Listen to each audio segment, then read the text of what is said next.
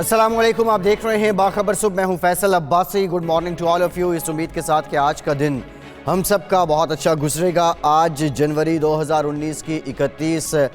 तारीख है। अपने प्रोग्राम में हस्ब रिवायत वो ख़बरें जो आमतौर पर आपके सामने नहीं रखी जाती हैं आज भी आपके साथ शेयर करेंगे। मुल्क के मुख्तलिफ शहरों से हमारे नुमाइंदगान हमारे साथ मौजूद हैं। इस्लामाबाद स्टूडियोज़ में हमारे साथ मौजूद हैं सोहेल इकबाल भट्टी साहब, बहुत शुक्रिया भट्टी साहब आपके वक्त का। इनके साथ ही साथ इकराम होती साहब भी मौजूद हैं, बहुत शुक्रिया होती साहब आपका। इमराना कोमल भी इस्लामाबाद स्टूडियोज़ में हमें ज्वाइन कर चुकी हैं, इमराना आपका भी शुक्रिया। पेशावर से ज़ीशान काका खेल हमारे साथ मौजूद हैं, जबकि कोयटा से फजल तवाब भी हमारा साथ दे रहे हैं। आप सबसे गुफ्तगू करेंगे। भट्टी साहब, सबसे पहले आपकी तरफ आते हैं। अपने प्रोग्राम में कुछ रोज़ कबल हमने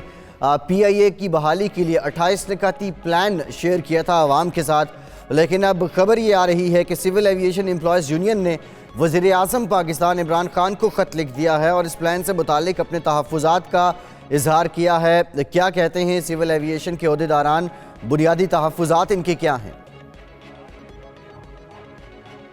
फैसल, देखिए 1 जनवरी को प्राइम मिनिस्टर हाउस में, प्राइम मिनिस्टर सेक्रेटेरिएट में एक आला सतही इजलास मुनक्किद हुआ था, जिसमें मुतलका शोबों के न सिर्फ सेक्रेटरीज़ बल्कि आर्मी चीफ ने इस इजलास में शिरकत की थी। इस इजलास का मकसद ये था कि पाकिस्तान इंटरनेशनल एयरलाइन जो अरबों रुपए खसारे से दो चार है और हर मास के खसारे में मुसलसल इजाफा हो रहा है, इसको किस तरीके के साथ इसका खसारा ख़त्म करना है और उसके साथ साथ पाकिस्तान इंटरनेशनल एयरलाइन को उसके अपने पाँव पर खड़ा करना है। इस हवाले से इस इजलास में ये फैसला किया गया था कि PIA और उसके साथ साथ जो एयरपोर्ट्स हैं, जो भी किसी मुल्क का उसकी कौमी एयरलाइन हो या उसके एयरपोर्ट्स हो, किसी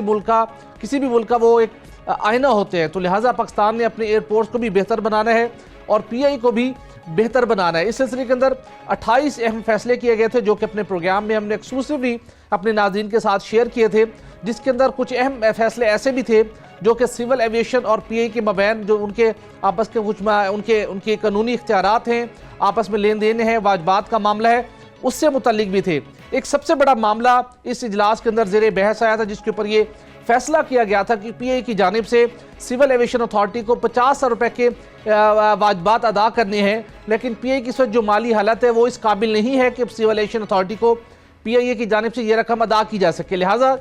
इस इजलास में ये फैसला हुआ था कि PIA के ज़िम्मे वाजिबुल अदा 50,000 रुपये की रकम को आइंदा 2 साल के लिए मुंजमद कर दिया जाए। उसके बाद जब PIA की माली हालत बेहतर होगी, PIA के रिस्ट्रक्चरिंग प्लान पर अमल दरामद किया जाएगा, PIA की मुनाफा बख्श होगी, फिर ये रकम सिविल एविएशन अथॉरिटी को अदा की जाएगी। उसके साथ दूसरा बड़ा एक मामला था, जो इस्लामाबाद इंटरनेशनल एयरपोर्ट है वो PIA के हवाले कर दिया जाए और PIA का जो हेडक्वार्टर है वो इस्लामाबाद मुंतकिल किया जाए। इस हवाले से देखा जाए तो कानूनी तौर के ऊपर पाकिस्तान में जितने भी एयरपोर्ट्स हैं वो सिविल एविएशन अथॉरिटी की कानूनी तौर के ऊपर उनकी मलकियत है। उन्होंने इसको डेवलप किया। लैंड की प्रोक्योरमेंट की बात करें, ज़मीन की मलकियत की बात करें और उसके तमाम ऑपरेशन की बात करें, तो जो एयरपोर्ट्स मुकम्मल तौर के ऊपर कानूनी लिहाज से सिविल एविएशन अथॉरिटी की मलकियत है। और उसके साथ साथ फिर सिविल एविएशन अथॉरिटी एक रेगुलेटर है एयर इंडस्ट्री का, जिसके अंदर PIA भी शामिल है, जिसके अंदर पाकिस्तान के अंदर जो दीगर लोकल एयरलाइंस हैं वो भी शामिल हैं, और इसके साथ इंटरनेशनल एयरलाइन जो पाकिस्तान आती हैं उन्हें भी सिविल एविएशन के रूल्स को फॉलो करना होता है। तो उस हवाले से इस मामले के ऊपर सिविल एविएशन अथॉरिटी के एम्प्लॉयज़ यूनियन ने प्राइम मिनिस्टर इमरान खान साहब को ख़त लिखा है। उन्होंने कहा है कि PIA की जो माली तौर के ऊपर दबा होने की वजूहात थी वो PIA के अंदर नाकिस पॉलिसियाँ थी, करप्शन वजह थी, सिविल एविएशन अथॉरिटी का इसके अंदर कोई रोल नहीं था, जबकि PIA की बहाली के प्लान के अंदर सारा कुर्बानी का बकरा बनाया जा रहा है सिविल एविएशन अथॉरिटी को। और वफाकी हुकूमत ने कुछ ऐसे फैसले कर लिए हैं, इन प्रिंसिपली उन्होंने डिसाइड कर लिया है सिविल एविएशन के बहुत से अहम मामला जो रेगुलेटर के मामला हैं वो PIA के हवाले करने से मुतल्लिक, जो कि रेगुलेटर्स के कवायद व ज़वाबित और कवानीन के मुनाफी है। इस इकदाम से आलमी सतह के ऊपर भी पाकिस्तान के एयर इंडस्ट्री के रेगुलेटर सिविल एविएशन का अथॉरिटी का जो की साख है वो बुरी तरह मुतासिर होगी और बहुत से क्वेश्चन उठेंगे। इस हवाले से प्राइम मिनिस्टर से ये मुतालबा किया गया कि पहले नंबर पर कि फौरी तौर के ऊपर PIA के ज़िम्मे वाजिबुल अदा 50,000 रुपये की रकम सिविल एविएशन अथॉरिटी को अदा की जाए, चूँकि अगर ये रकम मज़ीद तख़ीर से दुचार की गई तो सिविल एविएशन अथॉरिटी माली तौर पर दिवालिया हो सकती है। दूसरा बड़ा मामला है इस्लामाबाद इंटरनेशनल एयरपोर्ट की PIA को मुंतकिल करने से मुतल्लिक। इस हवाले से वाज़ेह तौर के ऊपर इस खत के अंदर मौक़िफ़ अपनाया गया है कि इस्लामाबाद इंटरनेशनल एयरपोर्ट की कानूनी और अखलाकी मलकियत सिविल एविएशन अथॉरिटी के पास है। इस एयरपोर्ट को state of the art develop किया गया। इसकी जो लैंड है वो भी सिविल एविएशन अथॉरिटी की मलकियत है और हुकूमत ने इतना बड़ा फैसला करने से कब इसकी मुतलका हुकाम के साथ मुशावरत नहीं की, उन्हें एतमाद में नहीं लिया गया और जो इसकी कानूनी इसके अंदर जो रुकावटें थी उनको भी बलाए ताक रखा गया है। लिहाजा जो इस्लामाबाद इंटरनेशनल एयरपोर्ट की मलकियत है, उसका ऑपरेशन है, उसका कंट्रोल है, वो किसी सूरत पीआईए के हवाले नहीं किया जाएगा। इस हवाले से बहुत रिजेंटमेंट देखने को मिल रही है और इस खत के अंदर जो वर्डिंग यूज़ की गई है, स्पेशली प्राइम मिनिस्टर को डायरेक्टली ये खत लिखा गया है, उससे लगता ही है कि सिविल एविएशन अथॉरिटी के यूनियन के जो मुलाजमीन हैं, जो सिविल एविएशन के मुलाजमीन हैं, उनकी जो यूनियन है वो इस बात का तहैया कर चुकी है कि इस्लामाबाद इंटरनेशनल एयरपोर्ट की का ऑपरेशन, उसकी जो कंट्रोल है वो पीआईए के हवाले किसी सूरत नहीं किया जाएगा। और उसके साथ साथ अगर ये इकदाम वफाकी हुकूमत ने उठाया तो शायद ये मुलाजमीन जो हमें मुख्तलिफ इनके अहदेदारों से बात की, शायद ये एहतजाज करने की जानिब भी राग़िब हो चुके। एसेंशियल सर्विसेज एक्ट तो पीआईए में लागू किया गया है, जहाँ पर अब पीआईए के मुलाजमीन अगर इस किस्म की कोई एक्टिविटी करेंगे एहतजाज की तो उन्हें तो बहुत मुश्किल सूरत हाल का सामना करना पड़ेगा। तहम सिविल एविएशन अथॉरिटी के मुलाजमीन ताहाल ऐसे किसी किस्म के एहतजाज स्ट्राइक से ताहाल आज़ाद हैं। उसके साथ वाज़े तौर पर सिविल एविएशन अथॉरिटी की जानिब से कुछ तजवीज़ दी गई है कि पीआईए के मामलात को बेहतर बनाने के हवाले से सिविल एविएशन अथॉरिटी भी अपना भरपूर किरदार अदा करेगी। जो पॉलिसीज़ के अंदर जो ड्रॉबैक हैं उन्हें दूर करना चाहिए। पीआईए की माली सूरत हाल यकीनी तौर पर बेहतर बननी चाहिए, लेकिन इस एयर इंडस्ट्री को जो रेगुलेट करने का मामला है सिविल एविएशन अथॉरिटी की जिम्मेदारी है। उसके ऊपर आलमी कवायद और ज़वाबित के मुताबिक किसी सूरत कंप्रोमाइज़ नहीं होना चाहिए। बसूरत दीगर ना सिर्फ पीआईए का ऑपरेशन मुतासिर होगा बल्कि पाकिस्तान के अंदर आने वाली दीगर एयरलाइंस का जो एक कॉन्फिडेंस है पाकिस्तान के सिविल एविएशन अथॉरिटी जो कि रेगुलेटर है उसके ऊपर उनका भी एतमाद मजरू होगा। लिहाजा प्राइम मिनिस्टर से कहा गया कि सारे मामले को रिव्यू करें और सिविल एविएशन अथॉरिटी के कानूनी इख्तियारात का तहफ़्फ़ुज़ किया जाए, कानूनी जो उनका दायरा कार है उसको भी मद्देनज़र रखा जाए। जी ठीक, भट्टी साहब आपने बताया इससे मुतालिक पीआईए का जो 28 निकाती बहाली प्लान है उस पर सिविल एविएशन जो एम्प्लॉयज़ यूनियन है उसके तहफ़्फ़ुज़ात सामने आ गए हैं और इसी तनाजुर में वज़ीर-ए-आज़म पाकिस्तान को उन्होंने ख़त भी लिख दिया है।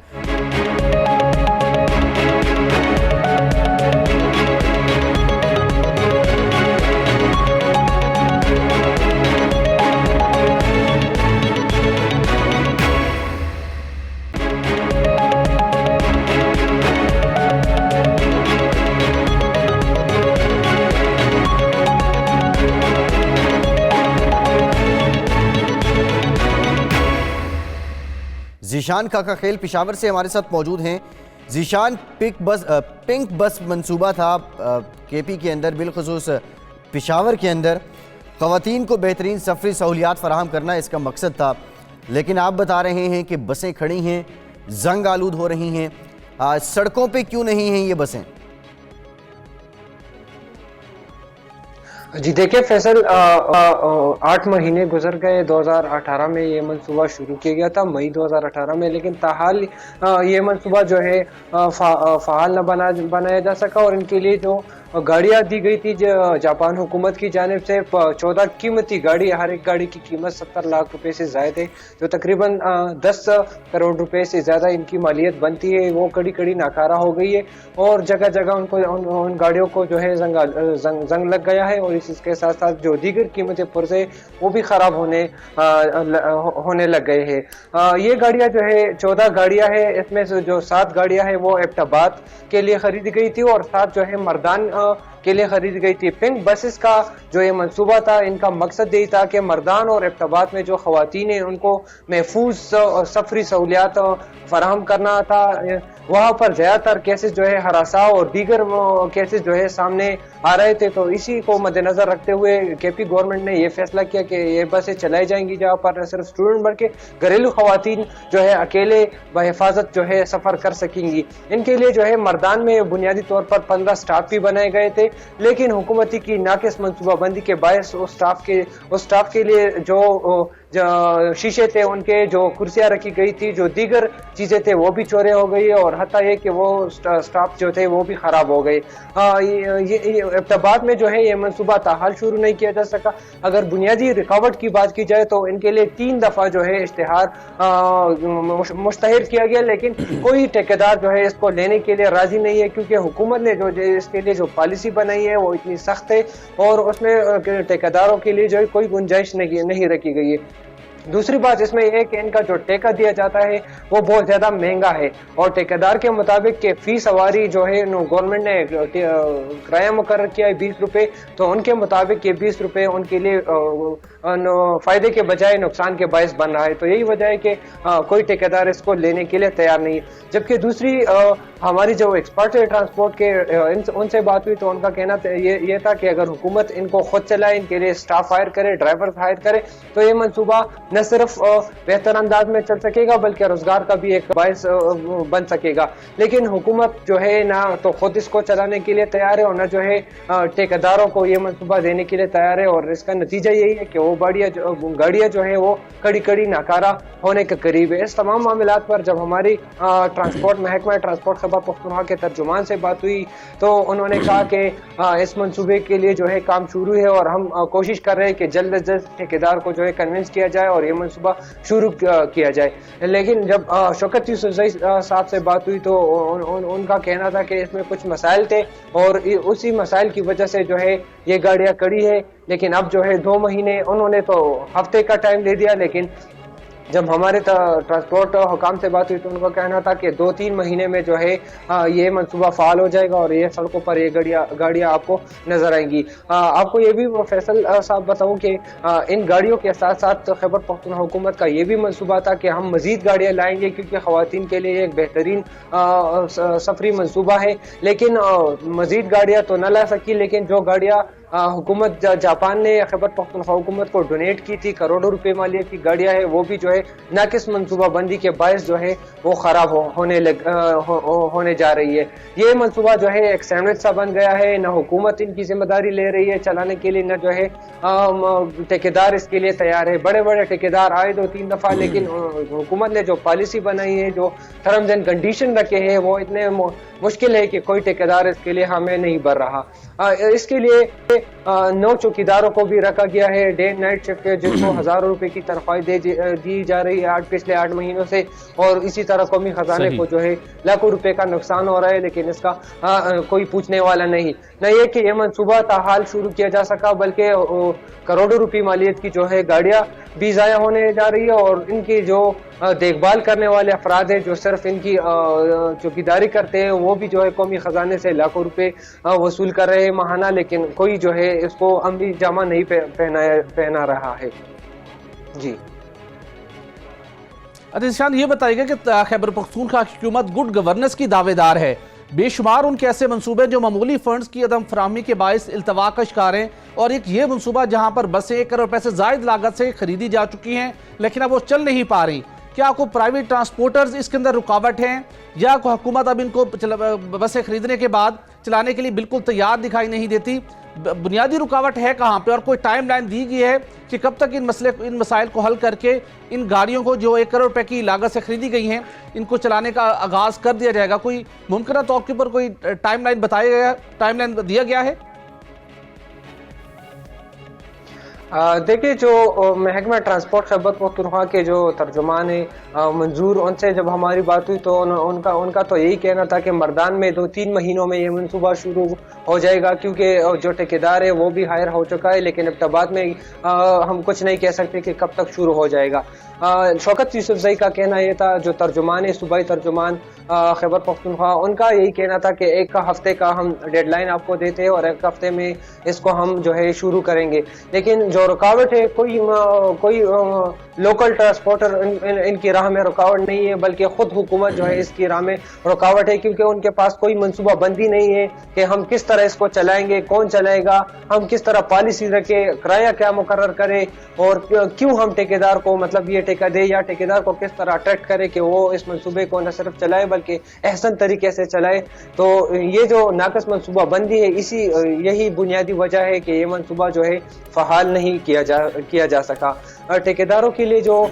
ठेके का रेट सबसे पहले मुकर्रर किया है वो करोड़ों में है, और उनको जो किराया मुकर्रर किया गया है वो जो है रुपयों में है, 20 रुपए सुपर स्टाफ उनको जो किराया मुकर्रर किया गया। दूसरी बात है कि ये मनसूबा शुरू ही से इस पर काफ़ी ज़्यादा तहफ़्फ़ुज़ात थे जो लोकल कम्युनिटी है मर्दान और एटाबाद के, क्योंकि इनके लिए जो रूट का तयन किया गया है, मर्दान में 15 स्टाफ भी इनके लिए बनाए गए, लेकिन वो ऐसी जगहों पर बनाए गए जो जिसको मुनासिब नहीं समझा जा रहा और इनकी टाइमिंग का भी मसला था। और दूसरी बात है कि जो वहाँ पर लोकल कम्युनिटी है उनके साथ भी किसी किस्म की कन्वर्सेशन नहीं हुई कि हम मतलब इसको ठीक जीशान, आपने अब कहा है कि जो आप कह रहे हैं कि जो वहाँ के रहने वाले हैं, मकामी लोग हैं,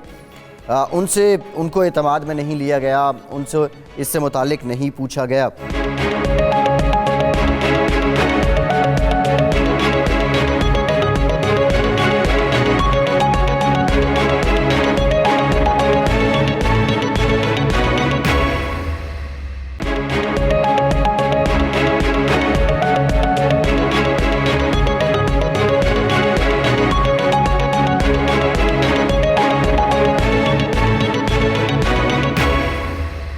इमराना कोमल इस्लामाबाद से हमारे साथ मौजूद हैं।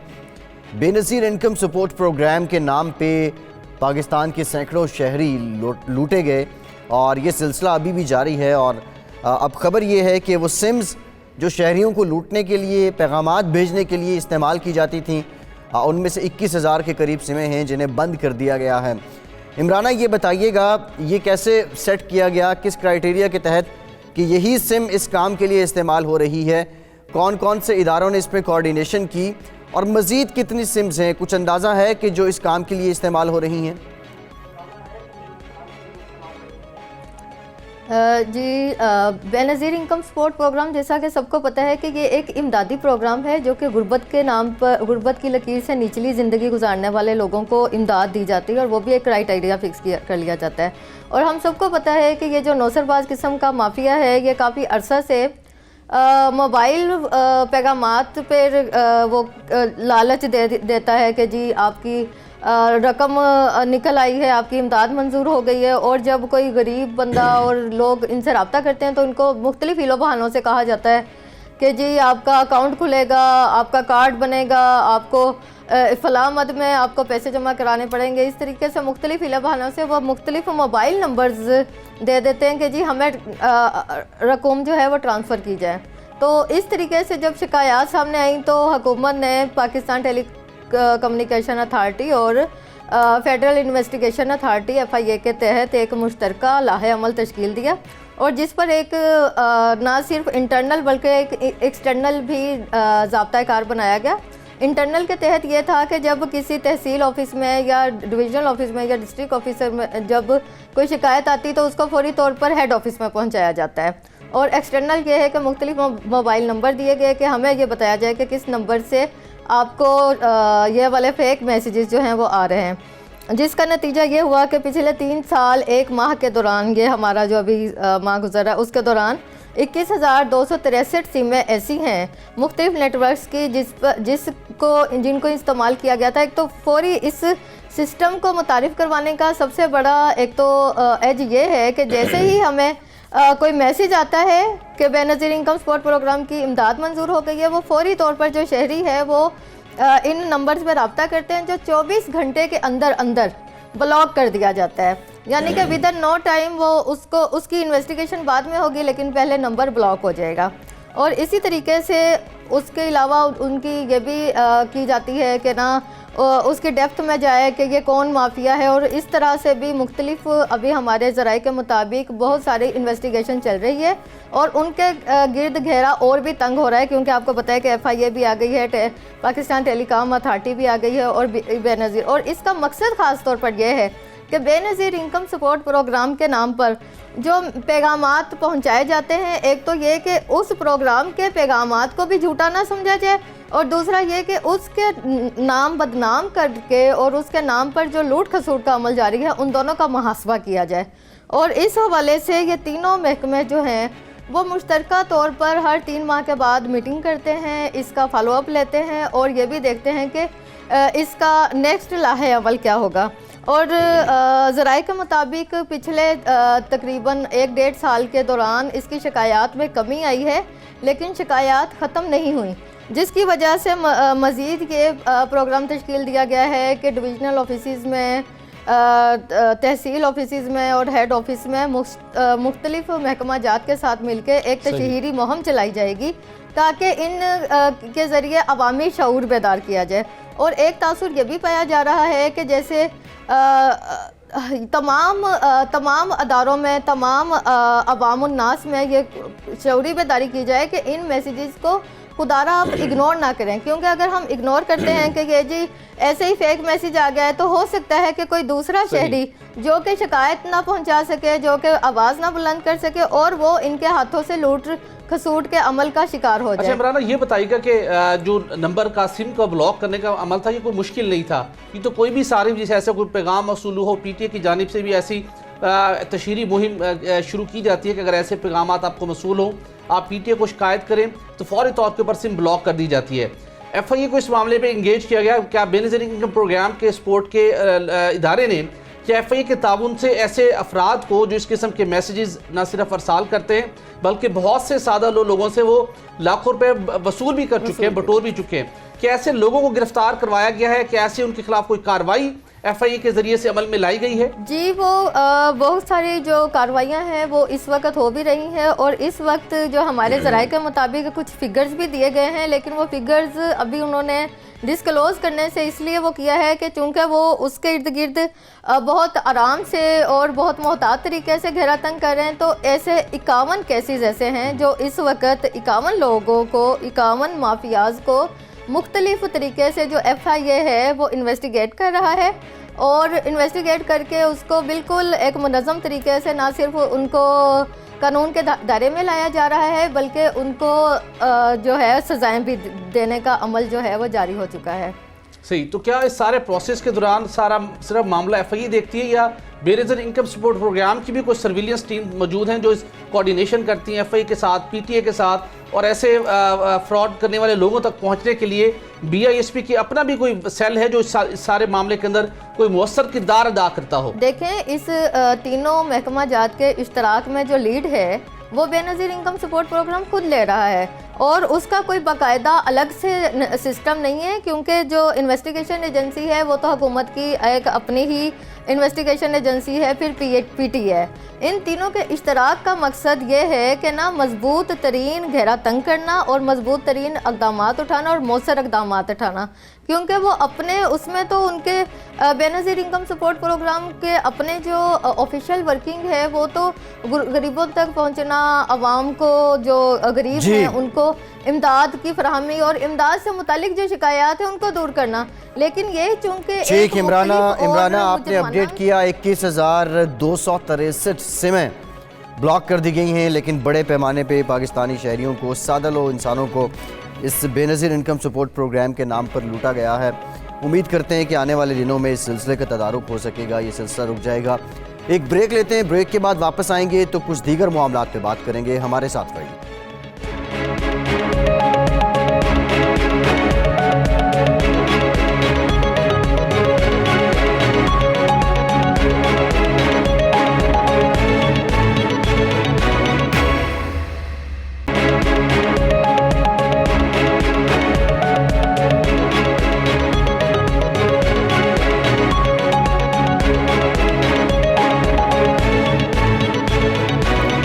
ब्रेक के बाद एक बार फिर से आपको खुशामदीद कहेंगे। फाटा का इंजमाम खैबर पख्तूनख्वा में, इसको लेकर भी बहुत से मामलात हुए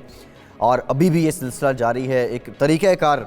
जिसको फॉलो करना है वो अभी चल रहा है, लेकिन इसके साथ साथ एक बड़ी डेवलपमेंट होने वाली है। भट्टी साहब, आपकी खबर है, आप बता रहे हैं वफाकी हुकूमत की जानिब से फाटा के लिए 100 अरब रुपए सालाना जारी करने की तैयारी कर ली गई है। एक तो ये बता दें कि पहले जिस तरीके से फाटा को पैसे जारी किए जाते थे, क्या ये पैसे भी उन्हीं क़वाइद ज़वाबित के तहत हैं? और फाटा के इंज़माम का अमल जब मुकम्मल हो जाएगा तो उसके बाद भी क्या ये ग्रांट मिलेगी फाटा को? फैसल, देखिए इस मरतबा तो जो मेकनिज़म है बिल्कुल मुख्तलिफ होगा, लेकिन इम्पॉर्टेंट ये है कि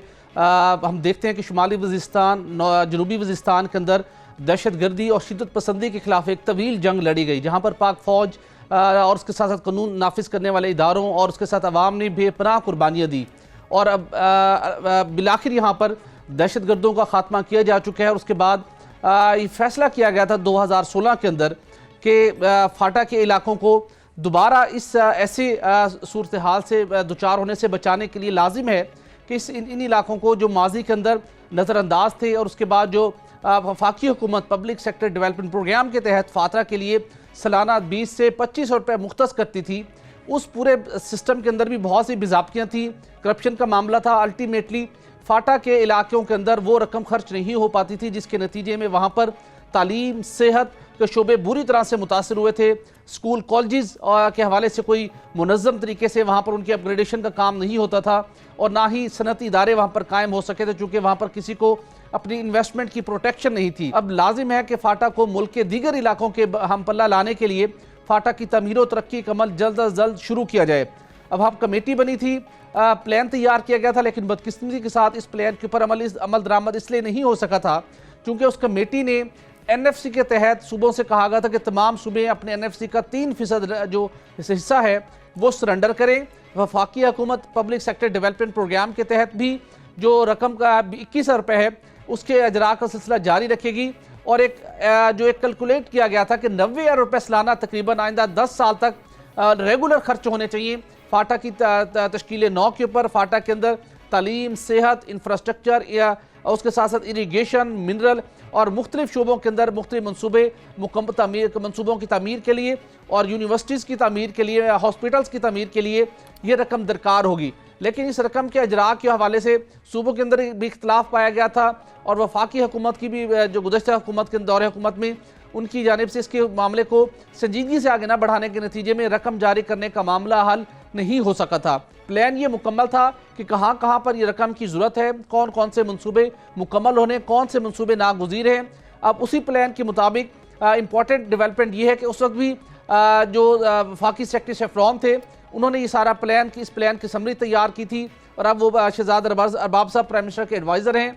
उन्होंने ही इस मामले को कंटिन्यू रखा हुआ है। वजारत ख़जाना के हुकाम के साथ इस मामले के ऊपर तफसीली मुशावरत हुई है और अब ये अनाउंसमेंट कर दी गई है, फाटा को खैबर पख्तूनख्वा को आगाह कर दिया गया है कि फाटा की तमीर व तरक्की का जो अमल है जो गुज़श्ता 2 सालों से इल्तवा का शिकार था उसको आइंदा माली साल के अंदर फास्ट ट्रैक के ऊपर शुरू करने का फैसला कर लिया गया है। और सबसे बड़ा जो चैलेंज था फंड्स की फ्राहमी का, जो कि सालाना 100 अरब रुपए चाहिए, वजारत ख़जाना ने रजामंदी का इजहार किया है, अप्रूवल दे दी है कि फाटा की तमीर 9 का जो प्लान तैयार किया गया था उस मद में सालाना 100 अरब रुपए आइंदा माली साल से जारी किए जाएंगे और ये सिलसिला आइंदा 10 साल तक जारी रहेगा। ये नहीं कि आइंदा 10 सालों के दौरान, आइंदा 10 माली सालों के दौरान फाटा में वफाकी हुकूमत ने यह प्लान कर लिया है और रजामंदी का इजहार भी कर दिया और आइंदा माली साल से 100 अरब रुपये सालाना जारी करने का अमल भी शुरू हो जाएगा, जिसके अंदर वफाकी हुकूमत 21 अरब रुपये अपना हिस्सा डालेगी और सूबों की भी कंट्रीब्यूशन होगी। अगरचे कि सिंध की जानिब से इसकी काफ़ी मुखालफत की गई थी, लेकिन उसके बावजूद वज़ीर ख़जाना असद उमर साहब कॉन्फिडेंट है कि वो वज़ीर आला सिंध को इस बात पर कायल कर लेंगे और हर सूरत के अंदर फाटा की तमीर व तरक्की के लिए ये रकम जारी की जाएगी। और इसके साथ साथ वाज़ेह तौर के ऊपर बताया गया था कि ज़रब अज़्म ऑपरेशन के जो समरात हैं उनको पायदार बनाना लाजिम है और ऐसा दोबारा ना हो कि फाटा के लोगों को दोबारा माजी की तरह उनके हाल पर छोड़ दिया जाए और वहाँ पर दोबारा शिद्दत पसंदी जन्म ले। उसको रोकने के लिए लाजिम है कि फाटा को मुल्क के दीगर इलाकों के हम पल्ला लाया जाए, वहाँ पर लोगों को बुनियादी सहूलियात की फराहमी यकीनी बनाई जाए। इसके ज़रिए से उनके अंदर जो सबसे बड़ा एक फार्मूला तय किया गया है कि वहाँ पर 30% ये रकम जो वफाकी हुकूमत फराहम करेगी वो लोकल बॉडीज़ के ज़रिए खर्च की जाएगी। उसके साथ साथ जो मुख्तलिफ वफाकी हुकूमत के ज़रिए से जो फंड्स का इजरा होता था, जहाँ पर लूप होल थे, जहाँ पर मतलूबा रकम मुतलका शोबों पर खर्च नहीं हो पाती थी, उनको दूर किया जाएगा। और इसके साथ साथ वहाँ पर जो फाटा डेवलपमेंट अथॉरिटी थी उसकी तमीर 9 की जाएगी, बाकी रकम उसके लिए खर्च होगी और उसके चीफ एग्जीक्यूटिव ऑफिसर की तैनाती का अमल भी लाया जाएगा खैबर पख्तूनख्वा की हुकूमत की मशावरत के साथ। और गवर्नर खैबर पख्तूनख्वा का इस सारे फंड्स के अजरा और उन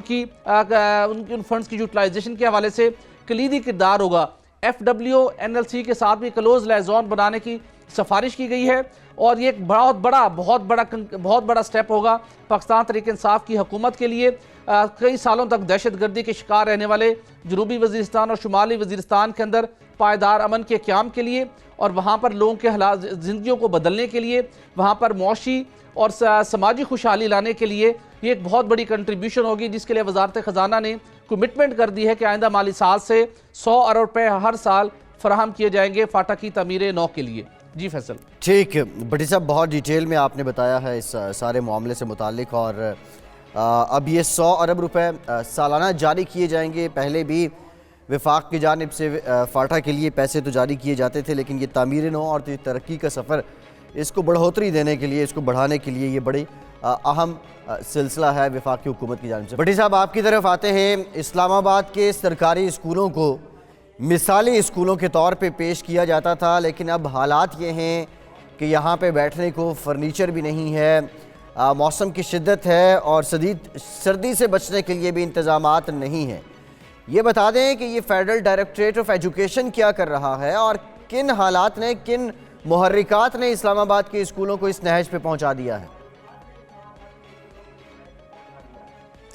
फैसल देखिए, वफाकी दारुल हुकूमत में एक तवील अरसे तक जो सरकारी स्कूल हैं ये आला मियारी तालीम, नज़्म व ज़ब्त और उसके साथ साथ सहूलियात की फराहमी के हवाले से एक बड़ा नाम रखते थे और वालदैन की पहली अवलीन तरजीह होती थी कि अपने बच्चों को वो इस्लामाबाद के सरकारी स्कूलों में किसी न किसी तरीके से उन्हें एडमिशन मिल जाए, क्योंकि जो यहाँ पर डिसिप्लिन जिस तरीके से इंटैक्ट रखा जाता था, जहाँ जिस किस्म की क्वालिटी एजुकेशन यहाँ पर थी, वो प्राइवेट स्कूल भी उनको मैच नहीं करते थे। लेकिन हम देखते हैं कि वक्त गुजरने के साथ साथ इस्लामाबाद के मुख्तलिफ सरकारी स्कूल्स के लिए, कॉलेज़ के लिए, इनके वफाकी निज़ामत तलीमात के लिए अरबों रुपए के फ़ंड्स मुख्तस हुए, फंड खर्च भी हुए, लेकिन हम देखते हैं कि हर गुजरते दिन के साथ म्यार तलीम बुरी तरह से मुतासर हो रहा है। असातिज़ा के अंदर डिसिप्लिन का फुकदान है, उस तरीके के साथ बच्चों पर तवज्जो नहीं दी जाती और स्पेशली वफाकी निज़ामत तलीमात, जिसका जो सबसे इम्पॉर्टेंट रोल है कोई तलीमी इदारों के अंदर, इस्लामाबाद के तलीमी इदारों के अंदर, सरकारी स्कूल कॉलेज के अंदर, एक वो डिसिप्लिन को मेनटेन रखे और बेहतरीन तलीम की फराहमी के हवाले से मौक़े फराहम करें। वहाँ पर भी नेपोटिज़म और मुख्तलिफ वजूहात की वजह से जो वहाँ पर लुक्रेटिव पोस्ट हासिल करने की एक कश्मकश जारी रहती है, उसकी वजह से अल्टीमेटली तलबा मुतासर होते हैं, वालदैन को परेशानी का सामना करना पड़ता है। इस वक्त सूरत हाल ये है कि बेशतर स्कूल्स को हम देखते हैं कि वहाँ पर उनके पास, बच्चों के पास बैठने के लिए फर्नीचर नहीं है, कोई डेस्क नहीं है, उन्हें ज़मीन पर बैठना पड़ता है, चटाइयाँ बिछा कर बैठना पड़ता है। उसके साथ साथ हम देखते हैं कि मुख्तलिफ स्कूल्स के अंदर सफाई का निज़ाम दुरुस्त नहीं है। पीने के पानी की फराहमी के हवाले से बात करें, वो बहुत सी शिकायत सामने आती हैं। और उसके साथ अब देखेंगे गुज़श्ता 25 सालों के दौरान इस्लामाबाद के अंदर आबादी के अंदर किस हद तक इजाफा हुआ, लेकिन कोई भी एक नया स्कूल कायम नहीं किया गया। जो एक दो नए सेक्टर सामने आए, वहाँ पर स्कूल शुरू नहीं किए जा सके। कोई भी इस जिम्मेदारी को लेने को तैयार नहीं है कि अगर नया सेक्टर बना है और उसके मुताबिक वहाँ पर स्कूल की जगह प्रॉपर छोड़ी गई, CDA की जानिब से जगह फ्राहम की गई, लेकिन वहाँ पर सरकारी स्कूल, नया सरकारी स्कूल शुरू नहीं हो सका। और उसके साथ बहुत से ऐसी शिकायत मौसूल हो रही हैं वालदैन की जानिब से। F6 इस्लामाबाद के F6 सेक्टर की हम बात करें, जहाँ पर जो मॉडल कॉलेज है वहाँ पर ग्रेड 1-2 से लेके इंटरमीडिएट तक की क्लासेस का सिलसिला जारी होता है, लेकिन वहाँ पर असातिज़ा की तलबा के साथ उनका जो एक उनका कोऑर्डिनेशन थी, उसके फुकदान के बस बहुत से ऐसी शिकायत मौसूल हो रही है कि वालदैन को अपने बच्चों को उन स्कूल से उठाना पड़ रहा है। उसके साथ हम देखते हैं कि कुछ अरसे बाद जो 9th क्लास की हम बात करें कि वफाकी दारुल हुकूमत के सरकारी स्कूलों के अंदर पढ़ने वाले बच्चों के जो बोर्ड के एग्ज़ाम होने हैं, वो 4 मार्च से उन्होंने वो एग्ज़ाम शुरू होने हैं। लेकिन अचानक वफाकी निज़ामत तलीमात की जानिब से एक सर्कुलर जारी किया गया है कि ऐसे बच्चों से जिन्होंने 4 मार्च से एनुअल एग्ज़ाम के लिए फेडरल बोर्ड के उन्होंने इम्तिहान में अपेयर होना है, उनसे कहा गया कि फौरी तौर के ऊपर 4 फरवरी से इन बच्चों से प्री बोर्ड इम्तिहानात का सिलसिला शुरू कर दें। इस इकदाम के नतीजे में, इस फैसले के नतीजे में वालदैन को बहुत ज़्यादा परेशानी का सामना है, इसलिए कि बच्चों ने जब बोर्ड के पेपर्स की तैयारी करनी है, अब उससे पहले उनको वो फोकस करना पड़ेगा अपने प्री बोर्ड के इम्तिहानात के हवाले से। माजी के अंदर इस किस्म के इतने, जब बोर्ड के एग्जाम की डेट अनाउंस हो चुकी हो तो उससे पहले फौरी तौर के ऊपर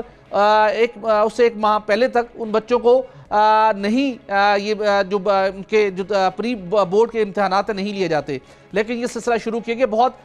मुश्किल सूरत हाल है। दूसरी तरफ एक और बहुत बड़ा मामला है, वजारत federal education and professional training की गफलत के बाइस सैकड़ों ऐसे मुलाजमीन हैं जो कि national institute of science and technology के से वाबस्ता थे, लेकिन वफाकी हुकूमत ने मार्च 2018 में इस national institute of science and technology को नेशनल स्किल यूनिवर्सिटी का कानून पास करते हुए अपग्रेडेशन कर दी थी। और ये फैसला हुआ था कि national institute of science and technology के जो मुलाजमीन हैं वो अक्टूबर 2018 में एस्टेब्लिशमेंट डिवीज़न के सरप्लस पूल को रिपोर्ट करेंगे ताकि इन मुलाजमीन को मुख्तलिफ वजारतों में, मुख्तलिफ इदारों में एडजस्ट किया जा सके। लेकिन हैरानकुन तौर के ऊपर JS अमीन साहब की जानिब से जो परफॉर्मर साल होना था एस्टेब्लिशमेंट डिवीज़न को, वो उन्होंने साइन कर दिया, लेकिन उसके बावजूद जो JEA रफ़ीक ताहिर साहब हैं उन्होंने अक्टूबर 2018 से ऑनवर्ड तहाल इस परफॉर्मे को एस्टेब्लिशमेंट डिवीज़न के सरप्लस पूल को अरसाल नहीं किया, जिसके नतीजे में सैकड़ों ऐसे मुलाजमीन हैं जिनकी तादाद 150 के लगभग है, वो फारिग बैठे हुए हैं, कोई काम नहीं कर रहे। लेकिन गुज़श्ता